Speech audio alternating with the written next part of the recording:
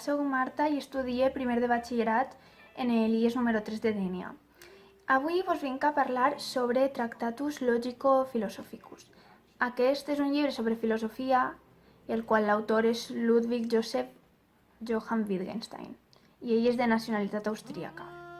No vos contaré la seva biografia perquè no ve al cas, però sí és important dir que ell normalment parla sobre el llenguatge i encara que la seva intenció en aquest llibre era crear una reflexió sobre l'ètica davant els seus lectors, el públic, va sorprendre o va agradar a la gent per la lògica. D'acord, ara ja ens posem en la sinopsi del llibre del que tracta. En el pròleg ens comença parlant dels interrogants filosòfics. Què són els interrogants filosòfics? I per què les persones ens els plantegem?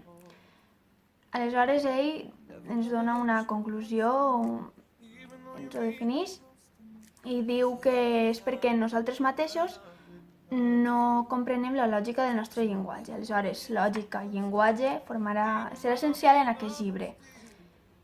I perquè parlarà de la realitat, definirà conceptes, tot el que nosaltres donem per assumit, ell comença a definir coses. D'acord. Aleshores parlarà de 7 tractats, dels que jo no vaig a parlar-vos de tot, sobre tots d'ells, però vos explicaré 3 que jo trobo més importants o que podem desenvolupar-los més. Per exemple, en una certa part del llibre comença a parlar sobre les proposicions i les separa en proposicions de les quals podem parlar i proposicions de les quals no podem parlar. Per exemple, sentiments, emocions. Jo fàcilment puc parlar sobre l'amor, la felicitat, la tristesa, però diu que aquestes no són correctes no perquè no puguem parlar sobre elles, sinó perquè no les podem expressar, és a dir, materialitzar, no podem figurar-les. I això està molt relacionat amb la lògica, ja que quan pensem sempre coses lògiques. No cap en la nostra ment que pensem coses il·lògiques, no tindria sentit. Aleshores, tots aquests conceptes ens els comença a parlar des de zero. Ara, trenca amb aquests esquemes l'autor, ja que aquella cosa que definia com incomprensible, aquell llenguatge del que no es pot parlar, ell intenta comprendre-lo, però arriba a la conclusió, és la conclusió del llibre, que és del que no podem parlar, és millor callar.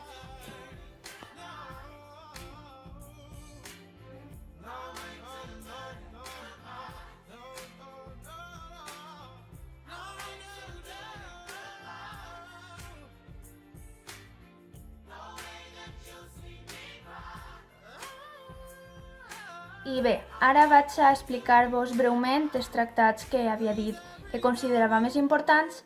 El primer és el primer del llibre, que és que tot el que ocorre és el món, tot el que ocorre en una mesura de temps. Tot el que ocorre són uns fets, i els fets els constitueixen uns objectes. Aquests fets poden ser simples quan els formen sols objectes, i compostos quan estan constituïts o formats per fets simples. El segon tractat equival al quart en el llibre Tractatus i és que tot pensament és una proposició amb significat. I això és el que comentava abans, que ha de seguir les normes de la lògica, ha de ser lògic, no podem pensar coses il·lògiques.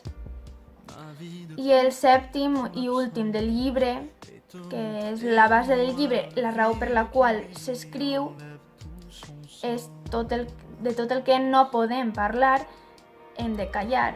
Efectivament, l'autor té raó, perquè hi ha un límit ahí que no el podem sobrepassar, almenys de moment. I ara vaig a expressar-vos la meva humil opinió, que és... A mi m'ha resultat ni difícil ni fàcil de comprendre aquest llibre. Jo trobo que has de concentrar-te i captar el que diu més o menys. Òbviament, menys que l'autor. I trobo que va suposar un abans i un després, perquè ell va posar per escrit unes idees que ningú havia detallat d'aquesta manera i va fer pensar a molta més gent.